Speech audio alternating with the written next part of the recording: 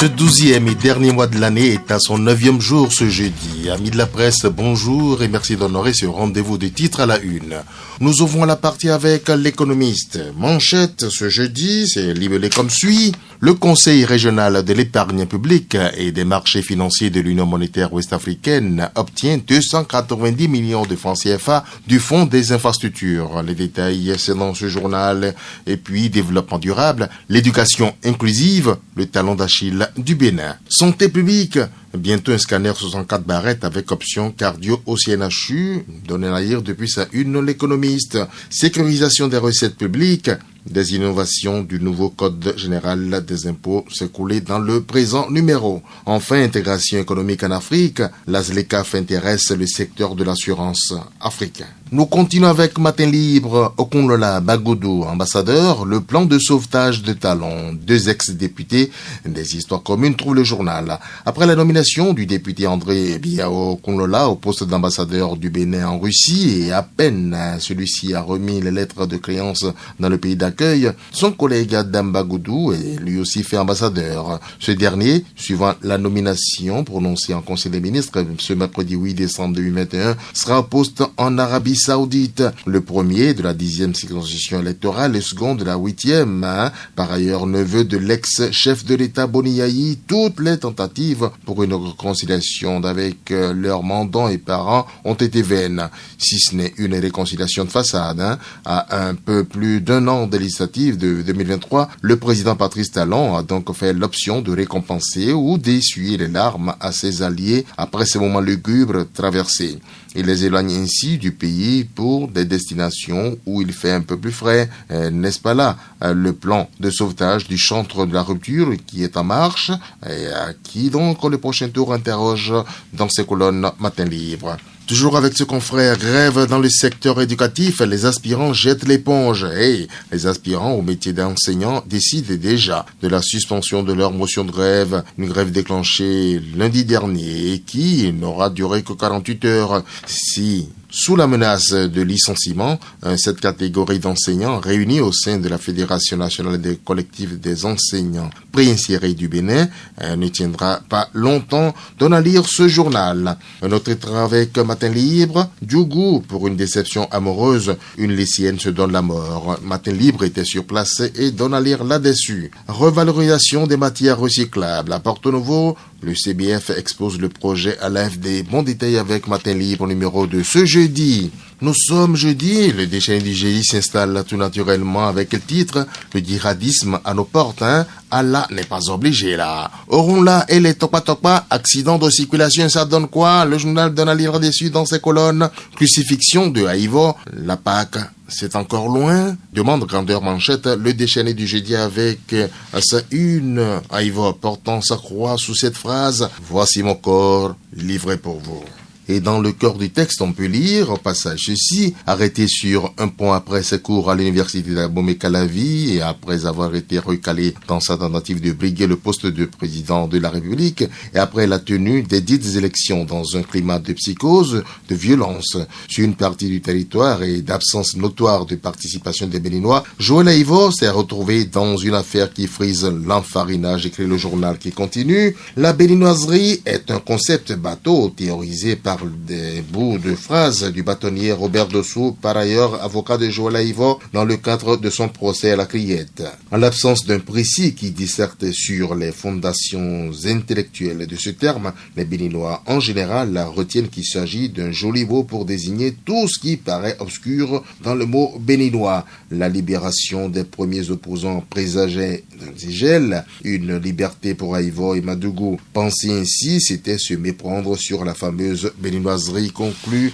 le confrère. Toujours avec le déchaîné du jeudi, les enseignants aspirants en grève, ils aspirent au fric, c'est ce que le journal. Toujours avec ce journal, Tofa 22, Aza et Boniment. Et le journal donne à lire au passage ceci. 2022 sera une année de bombance. Les prévisions du Tofa ont mis tous les voyants au vert, De quoi rassurer Agmono et ses partisans. Les ceintures qu'ils ont serrées se desserreront d'elles-mêmes, Inch'Allah. Mais c'est sous la ceinture que les prévisions du TOFA 22 ont de quoi inquiéter tous les chauds lapins du pays. Il est annoncé beaucoup de faiblesse sexuelle chez les hommes et c'est là que tout le monde ne sera pas d'accord. David Kofiaza a pris de l'âge et doit désormais porter des verres pour bien lire cette partie de l'oracle car à choisir entre l'abondance et l'érection, les hommes eux ont choisi le sexe dur. Donne à lire le journal Le Déchaîné du jeudi. Nous continuons avec le grand regard. Législative apaisée à Kaourou et Savé en 2023, Patrice Talon conjure les éléments chrysogènes. Voyez comment dans le présent numéro campagne contre la sextorsion, Aurélie Adam Soulé Zoumarou touche la peste du moment. Après les attaques terroristes au nord du Bénin, la Fondation Malekhossou verse dans la provocation, comment le journal vous le dit. Suspension de la motion de grève, les AME cèdent à la menace. Après le verdict de la criette, Maître Migan donne les pistes de libération de Joël Aïvo dans le numéro de jour de Le Grand Regard. Le Canard du Nord. Après ses clins d'œil infructueux envers Talon et sa mauvaise sortie médiatique, Rachid Bedamassi ridiculise le politologue en grief Richard Boniworo, désormais contraint à l'exil. Donne à lire grande manchette Le Canard du Nord. Toujours avec ce journal, Conseil des ministres du mercredi 8 décembre 2022, Adam Bagoudou nommé ambassadeur en Arabie Saoudite. Sous nom Boukobio, nouveau député de Kaourou. Biotane et le BR reconnaissant envers Patrice Talon, souligne à sa une Le Canard du Nord.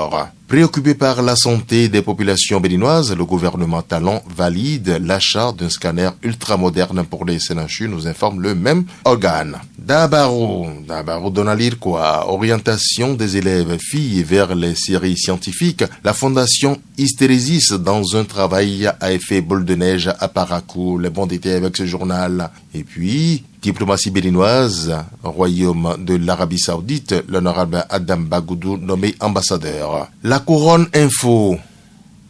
Suite à la décision du gouvernement de suspendre le contrat, les aspirants au métier d'enseignant lèvent leur motion. La FENACEPIB maîtrise-t-elle les clauses de leur contrat, demande le journal depuis sa une. Au procès de Joël Aïvo, voici la note intégrale de plaidoirie de son conseil. Le journal vous l'a produit en intégralité dans le présent numéro.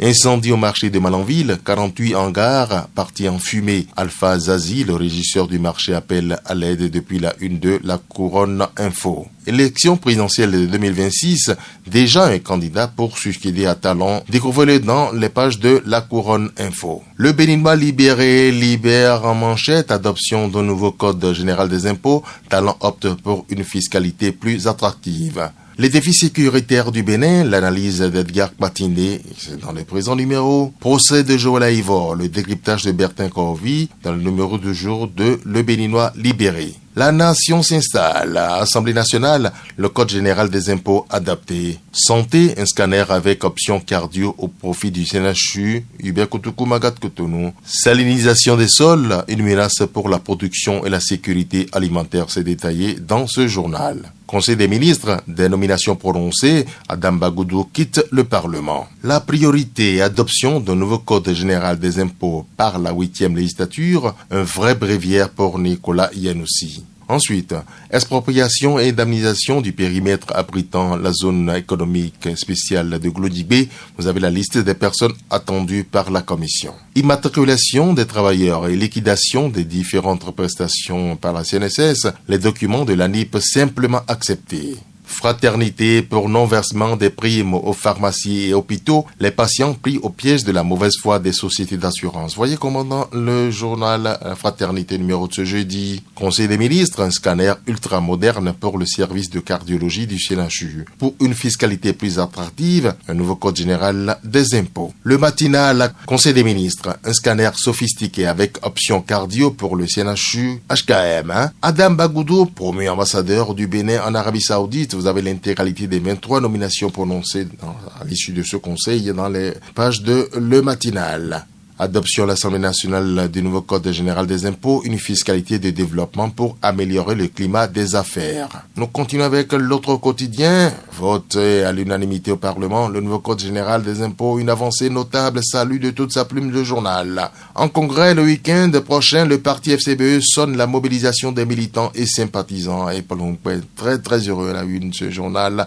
porte ce titre. Oscar des spiritualités et médecine africaine, Cotonou abritera l'événement inédit en 2022, annonce le journal. Le challenge, Conseil des ministres du mercredi 8 décembre 2022, 23 nominations prononcées dans 4 ministères. Bon détail avec ce journal. Vote hier du nouveau Code général des impôts, une nouvelle donne qui tourne dos à 56 ans d'errance fiscale, donne à lire le journal de Cactus. Nomination en Conseil des ministres, après André Okunlola, voici Adam Bagoudou. CNHU vers la fin de la misère des patients, c'était la une de Le Challenge. L'affiche du jour. Criette, condamnation de Joël Aïvo et consort. À quoi aura servi finalement la fameuse rencontre Talon-Yayi, interroge Grandeur Manchette. L'affiche du jour. Condamnation de Joël Aïvo par la Criette. Le constitutionnaliste Aïvo s'est fait compromettre.